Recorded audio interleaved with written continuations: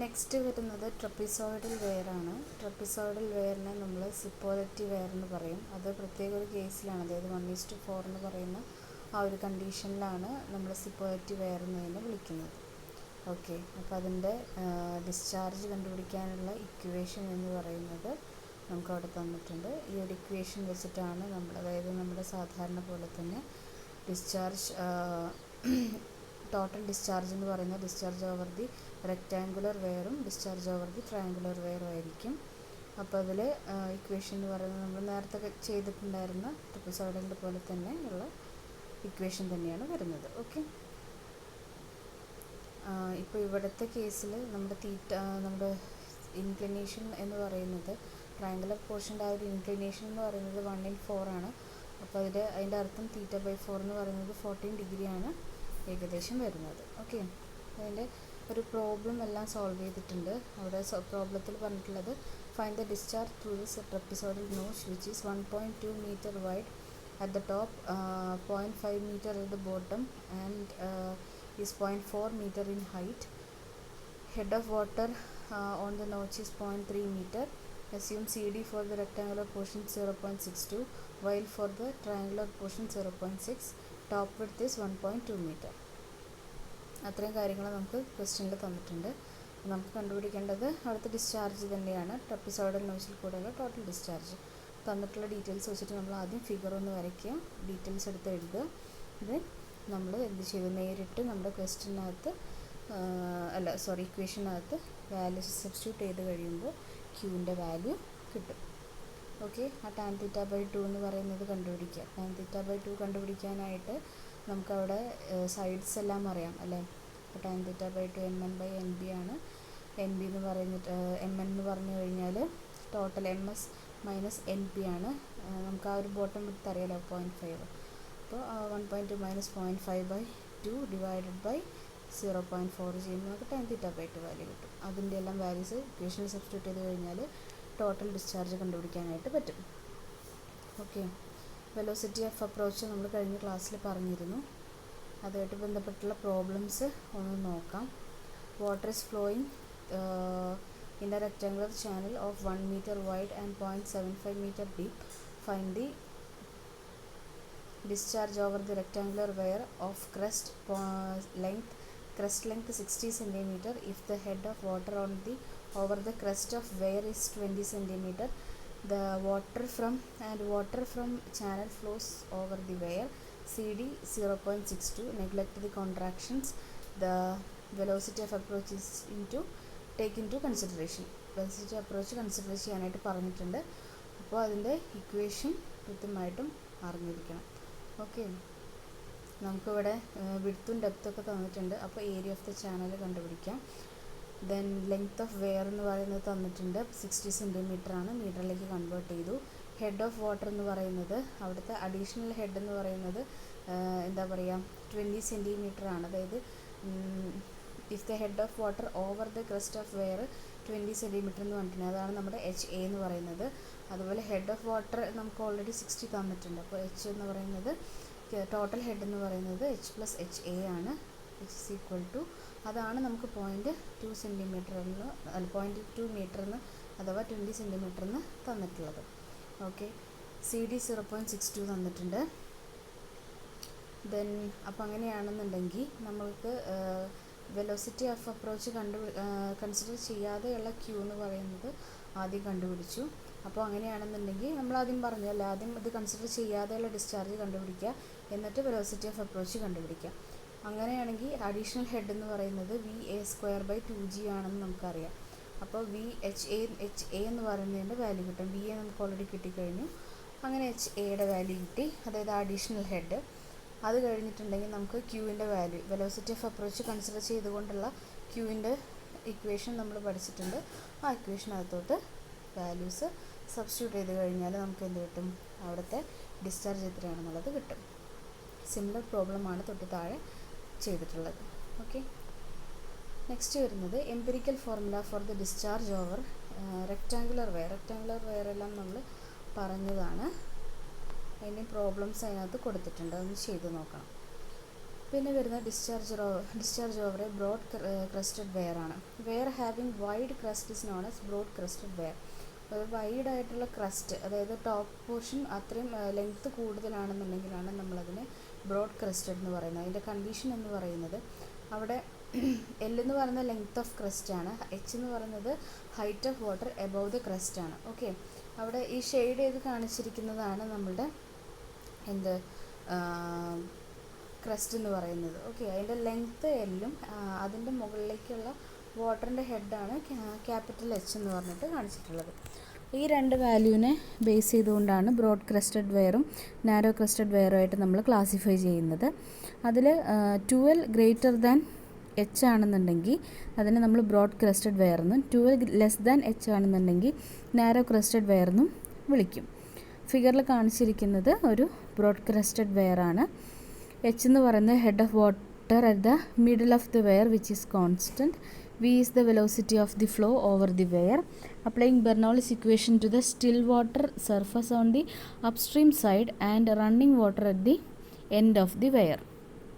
നമ്മൾ അപ്സ്ട്രീം സൈഡിൽ സ്റ്റില്ലായിട്ട് നിൽക്കുന്ന വാട്ടറിലും അതുപോലെ ഫ്ലോ ചെയ്തുകൊണ്ടിരിക്കുന്ന ആ ഒരു ക്രസ്റ്റിൻ്റെ ഒരു എൻഡിലുള്ള പോർഷനിലും ബെർണോളിസ് തിയറം അപ്ലൈ ചെയ്യുകയാണ്. അപ്പോൾ പ്രഷർ ഹെഡും അതുപോലെ തന്നെ നമ്മളുടെ വെലോസിറ്റി ഹെഡ് എന്ന് പറയുന്നതും അപ്സ്ട്രീം സൈഡിൽ 0 ആയിരിക്കും, പ്ലസ് എച്ച് ഉണ്ടായിരിക്കും. എച്ച് ആണ് അവിടുത്തെ ഹെഡ് വരുന്നത് അല്ലേ. ഇസ് ഈക്വൽ ടു റൈറ്റ് സൈഡിലും നമുക്ക് എന്ത് തന്നെയാണ് പ്രഷർ ഹെഡ് എന്ന് പറയുന്നത് 0 തന്നെയാണ്, പ്ലസ് v²/2g പ്ലസ് എച്ച്. അതിൽ നിന്ന് നമുക്ക് വിയുടെ വാല്യൂ കിട്ടി, √2g × h മൈനസ് എച്ച് എന്ന് കിട്ടി. അങ്ങനെയാണെന്നുണ്ടെങ്കിൽ ഡിസ്ചാർജ് ഓവർ ദി വെയർ എന്ന് പറയുന്നത് Q = CD × area of flow × velocity ആയിരിക്കും. അപ്പോൾ CD × L × √2g × h² minus h³ എന്ന് പറഞ്ഞിട്ടൊരു ഇക്വേഷൻ നമുക്ക് കിട്ടി. ഇനി ഈ ഡിസ്ചാർജ് എന്ന് പറയുന്നത് മാക്സിമം ആവുന്നത് എപ്പോഴാണ്? h² മൈനസ് h³ എന്ന് പറയുന്നത് മാക്സിമം ആവുന്ന ഒരു സമയത്ത് അല്ലേ എന്ന് വെച്ചിട്ടുണ്ടെങ്കിൽ നമുക്കിവിടെ അതിൻ്റെ വാല്യൂ മാക്സിമം എന്ന് പറഞ്ഞിട്ടുണ്ടെങ്കിൽ അതൊരു കോൺസ്റ്റൻ്റ് ആണല്ലോ. അപ്പോൾ അതിൻ്റെ ഈ വാല്യൂ 0 ആവുന്ന സമയം അല്ലേ, d/dh of h² minus h³ എന്ന് പറയുന്നത് 0 ആവുന്നു. അപ്പോൾ അതിനെ ഡിഫറൻഷിയേറ്റ് ചെയ്യുമ്പോൾ 2h × h മൈനസ് 3h² = 0. അതായത് 2h = 3h. അതായത് small h = 2/3 of capital H. Q max ആവുന്നത് എപ്പോഴാണെന്ന് വെച്ചിട്ടുണ്ടെങ്കിൽ, അതായത് നമ്മുടെ ഡിസ്ചാർജ് മാക്സിമം കിട്ടുന്നത് എപ്പോഴാണെന്ന് വെച്ചിട്ടുണ്ടെങ്കിൽ നമ്മളുടെ സ്മോൾ എച്ച് എന്ന് പറയുന്നത് 2/3 ഓഫ് ക്യാപിറ്റൽ എച്ച് ആവുന്ന സമയത്താണ്. അങ്ങനെയാണെന്നുണ്ടെങ്കിൽ സ്മോൾ എച്ചിന് പകരം 2/3 ക്യാപിറ്റൽ എച്ച് എന്ന് പറയുന്ന വാല്യൂ നമ്മൾ സബ്സ്റ്റിറ്റ്യൂട്ട് ചെയ്ത് കൊടുക്കുകയാണെന്നുണ്ടെങ്കിൽ ക്യൂ മാക്സിൻ്റെ ഇക്വേഷൻ എന്ന് പറയുന്നത് സോൾവ് ചെയ്ത് വരുമ്പോൾ 1.705 × CD × L × h⁻³ എന്ന് പറഞ്ഞിട്ട് കിട്ടും. ഓക്കെ, ഇനി ഇതേപോലെ തന്നെയാണ് നാരോ ക്രസ്റ്റഡ് വെയറും. നാരോ ക്രസ്റ്റഡ് വെയർ ആണെന്നുണ്ടെങ്കിൽ അവിടെ എന്തുണ്ടായിരിക്കും? 2L എന്ന് പറയുന്നത് ലെസ് ദാൻ h ആയിരിക്കും. It is similar to the rectangular weir or notch. അങ്ങനെയാണെന്നുണ്ടെങ്കിൽ ക്യൂയുടെ വാല്യൂ എന്ന് പറയുന്നത് നമ്മുടെ സാധാരണ റെക്റ്റാങ്കുലർ നോച്ചിൻ്റെ അല്ലെങ്കിൽ വെയറിൻ്റെ അതേ ഇക്വേഷൻ തന്നെയാണ് വരുന്നത്. Q = 2/3 × CD × L × √2g × h⁻³². Okay, അത് വെച്ചിട്ടുള്ള പ്രോബ്ലം നോക്കിയിട്ടുണ്ട്. പ്രോബ്ലം നമുക്കൊന്ന് നോക്കാം. A broad crested weir 50 meter length has 50 centimeter height of water above its crest. Find the maximum discharge. CD is equal to 0.6. Neglect the velocity of approach. If the then B വരുന്നത് അതാണ് first question A. Then B വരുന്നത് if the velocity of approach is to be taken into consideration, find the maximum discharge when the channel has a cross-sectional area 50 m² on the upstream side. രണ്ട് case പറഞ്ഞിട്ടുണ്ട്. ഒന്ന് velocity of approach consider ചെയ്തുകൊണ്ടും രണ്ടാമത്തത് consider ചെയ്യാണ്ടും അവിടുത്തെ cross sectional area നമുക്ക് തന്നിട്ടുണ്ട്. അപ്പോൾ നമുക്ക് തന്നിട്ടുള്ള വാല്യൂസ് എടുത്ത് എഴുതാം. ലെങ്ത് ഓഫ് വെയർ 50 മീറ്റർ തന്നിട്ടുണ്ട്. Height of water capital H എന്ന് പറയുന്നത് എബവ് ദ ക്രസ്റ്റ് എന്ന് പറയുന്നത് 50 സെൻറ്റിമീറ്റർ ആണ്. ക്യാപിറ്റൽ H 0.5 മീറ്റർ എന്ന് കിട്ടി. CD 0.6 എന്ന് തന്നിട്ടുണ്ട്. Neglecting the velocity of approach, maximum discharge എന്ന് പറയുന്നത് Q max is equal to നമ്മൾ നേരത്തെ കണ്ടുപിടിച്ച് 1.705 CD into L into H⁻³ എന്ന് പറയുന്ന ഇക്വേഷനിലേക്ക് സബ്സ്റ്റിറ്റ്യൂട്ട് ചെയ്ത് കഴിഞ്ഞാൽ ക്യൂ മാക്സ് കിട്ടും. അതായത് നമ്മളുടെ വെലോസിറ്റി ഓഫ് അപ്രോച്ച് കൺസിഡർ ചെയ്യാതെയുള്ള ഇക്വേഷൻ. ഇനി വെലോസിറ്റി ഓഫ് അപ്രോച്ച് നമ്മൾ കൺസിഡർ ചെയ്തിട്ടുള്ള നെക്സ്റ്റ് കണ്ടീഷൻ എങ്ങനെയാണ് ചെയ്യുന്നതെന്ന് വെച്ചിട്ടുണ്ടെങ്കിൽ, നമ്മളിവിടെ ഏരിയ ഓഫ് ചാനൽ 50 m² ആണെന്നുള്ളത് ഓൾറെഡി പറഞ്ഞിട്ടുണ്ട്. അങ്ങനെയാണെന്നുണ്ടെങ്കിൽ വെലോസിറ്റി ഓഫ് അപ്രോച്ച് എന്ന് പറയുന്നത് നമ്മുടെ വെലോസിറ്റി ഓഫ് അപ്രോച്ച് കൺസിഡർ ചെയ്യാതെയുള്ള discharge divided by cross sectional ഏരിയയാണ്. അതായത് 18.084 divide by 50 which is equal to 0.36 m/s ആണ്. ഇനി ഹെഡ് ഡ്യൂ ടു അങ്ങനെയാണെന്നുണ്ടെങ്കിൽ നമുക്ക് VA കിട്ടിക്കഴിഞ്ഞിട്ടുണ്ടെങ്കിൽ head due to velocity of approach എന്ന് പറയുന്നത് HA is equal to V²/2G is equal to 0.36² divide by 2G എന്ന് കിട്ടും അല്ലേ. അപ്പോൾ ആ വാല്യൂ നമുക്ക് കിട്ടിക്കഴിഞ്ഞാൽ ക്യൂ മാക്സ് എന്ന് പറയുന്നതിൻ്റെ ഇക്വേഷൻ നമുക്കറിയാം. ആ ഇക്വേഷനകത്തോട്ട് സബ്സ്റ്റിറ്റ്യൂട്ട് ചെയ്ത് കഴിഞ്ഞാൽ എന്ത് കിട്ടും? അവിടുത്തെ മാക്സിമം ഡിസ്ചാർജ് എത്രയാണെന്നുള്ളത് കിട്ടും. ഓക്കെ, അതേപോലെ തന്നെ ഒരു പ്രോബ്ലം കൂടെ കൊടുത്തിട്ടുണ്ട്, അതൊന്ന് ചെയ്ത് നോക്കുക. പിന്നെ വരുന്നത് ഡിസ്ചാർജ് ഓവർ സബ്മേർജ്ഡ് അല്ലെങ്കിൽ ഡ്രോൺഡ് വെയർ ആണ്. എന്താണെന്ന് നോക്കാം.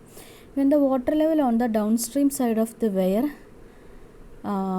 Is above the crest level of the weir, then the weir is called submerged drowned wear.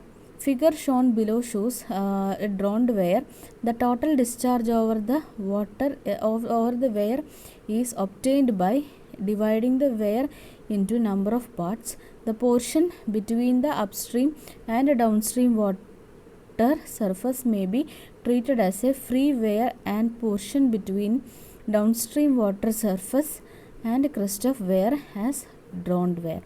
അതായത് അപ്സ്ട്രീം സൈഡിനേക്കാളും അല്ല അപ്സ്ട്രീം സൈഡിൻ്റെ ഡൗൺസ്ട്രീം സൈഡിലെ വാട്ടർ ലെവൽ ഒന്ന് നോക്കിയേ, നമ്മളുടെ ക്രസ്റ്റിൻ്റെ മുകളിലാണ് നിൽക്കുന്നത് അല്ലേ. അങ്ങനെയുള്ള കേസിലാണ് നമ്മൾ സബ്മേർജ്ഡ് അല്ലെങ്കിൽ ഡ്രോൺഡ് വെയർ എന്ന് വിളിക്കുന്നത്. അവിടെ ക്യാപിറ്റൽ H എന്ന് പറയുന്നത് നമ്മളുടെ height of water on the upstream side of water ആണ്. സ്മോൾ h എന്ന് പറയുന്നത് height of water on the downstream side of the water ആണ്. ഓക്കെ, തമ്മിലുള്ള ഡിഫറൻസ് H-H ആ ഫിഗറിനകത്ത് കാണിച്ചിട്ടുണ്ട്. Q1 എന്ന് പറയുന്നത് ഡിസ്ചാർജ് ഓവർ ദി അപ്പർ പോർഷനാണ്. Okay, over the upper portion എന്ന് പറയുമ്പോൾ 2/3 into CD1 into L into √2G into H-H3/2 ആയിരിക്കും.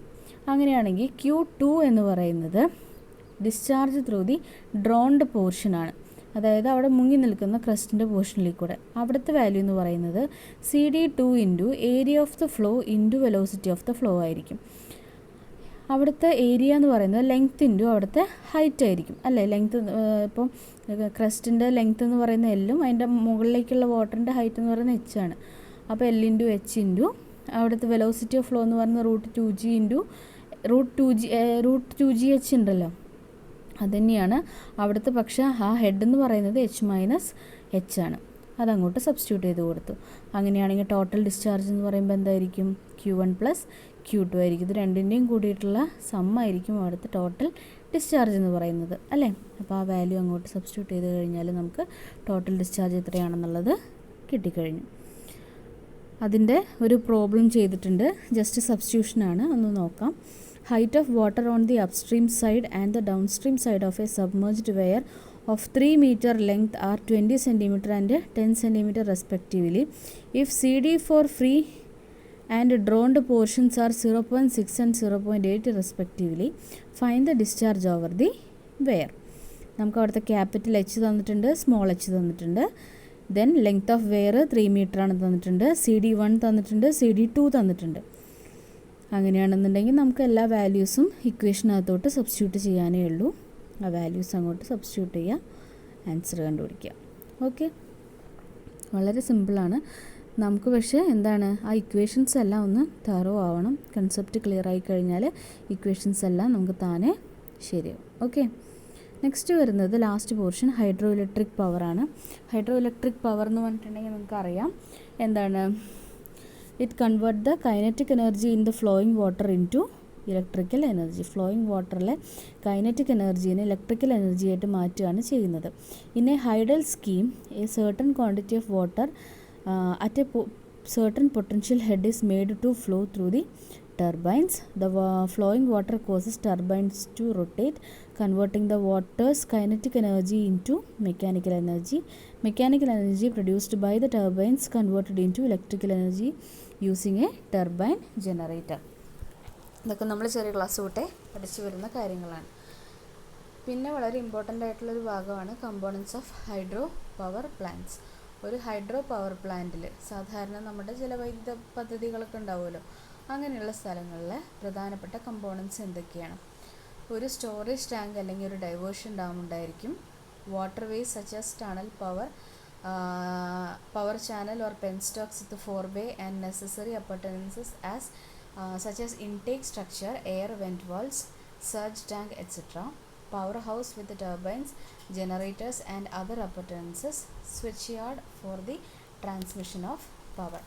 എല്ലാത്തിൻ്റെയും ഈ ഒരു ലേഔട്ട് കൃത്യമായിട്ട് നിങ്ങൾ പഠിച്ചിരിക്കണം. എക്സാമിന് ചോദിക്കുമ്പോൾ ഫിഗർ എന്തായാലും വരയ്ക്കുക. ഫിഗർ വരച്ചാൽ തന്നെ നമുക്ക് എന്താണ് കാര്യങ്ങൾ മനസ്സിലായി എന്നാണ് കാണുന്നത്. ഓക്കെ, അപ്പോൾ അതിൽ ഓരോന്നിൻ്റെയും എക്സ്പ്ലനേഷൻ ഇതിനകത്ത് തിയറട്ടിക്കലി കൊടുത്തിട്ടുണ്ട്. കൃത്യമായിട്ട് വായിച്ചു നോക്കുക, അതൊന്ന് പഠിക്കുക. ഡാംസ് എന്ന് പറഞ്ഞിട്ടുണ്ടെങ്കിൽ നിങ്ങൾക്ക് അറിയാം എന്താണെന്നുള്ളത് അല്ലേ. റിവറിനെ ക്രോസ് ആയിട്ട് നമ്മൾ പണിയുന്ന ഒരു സ്ട്രക്ചറാണ്. അപ്പോൾ അതുപോലെ അവിടെ നിന്ന് വാട്ടർ എടുത്തിട്ട് പിന്നെ നമ്മൾ എന്ത് ചെയ്യും, പവർ ഹൗസിലേക്ക് കൊണ്ടുപോകാനായിട്ട് അവിടെ ഒരു ഇൻടേക്ക് സ്ട്രക്ചർ ഉണ്ടായിരിക്കും. സർജ് ടാങ്ക് എന്ന പോലെയുള്ളത് ഒരുപാട് വാൽവും കാര്യങ്ങളും കൊടുത്തിട്ടുണ്ടായിരിക്കും. അവിടെ നിന്നും എന്ത് ചെയ്യും, പെൻസ്റ്റോക്ക് വഴിയോ അല്ലെങ്കിൽ പവർ ചാനലിനോ ഒക്കെ വിളിക്കുന്ന വലിയ ലാർജ് ഡയമീറ്റർ പൈപ്പ്സ് വഴിയിട്ട് എന്ത് ചെയ്യും, സംഗതി നമ്മുടെ വാട്ടർ പവർ ഹൗസിലേക്ക് എത്തും. അവിടെ ഒരുപാട് എന്തുണ്ട്, പവർ ഹൗസിൽ എന്തൊക്കെ ഉണ്ടായിരിക്കും, ടർബൈൻസും മറ്റ് അപ്പർട്ടനൻസസും മറ്റുമൊക്കെ ഉണ്ടായിരിക്കും. അവിടെ വെച്ചിട്ടാണ് നമ്മൾ എന്ത് ചെയ്യുന്നത്, വാട്ടറിൻ്റെ ആ ഒരു കൈനറ്റിക് എനർജീനെ നമ്മൾ എന്ത് ചെയ്യുന്നത്, ഇലക്ട്രിക്കൽ എനർജി ആക്കിയിട്ട് കൺവേർട്ട് ചെയ്യുന്നത്. ദെൻ അറ്റ് ലാസ്റ്റ് നമ്മളതിൻ്റെ എന്തുണ്ടായിരിക്കും, സ്വിച്ച് യാർഡ്സ് ഉണ്ടായിരിക്കും. സ്വിച്ച് യാർഡ്സിൽ നിന്നായിരിക്കും, അതായത് പവർ സ്റ്റേഷൻസ് ഉണ്ടായിരിക്കും. ട്രാൻസ്മിഷൻ ഓഫ് പവർ അവിടെ നിന്നാണ് ചെയ്യുന്നത്. ഓക്കെ, അപ്പോൾ അത്രയാണ് ഈ ക്ലാസ്സിൽ പറയാനായിട്ട് ഉദ്ദേശിച്ചത്. Thank you.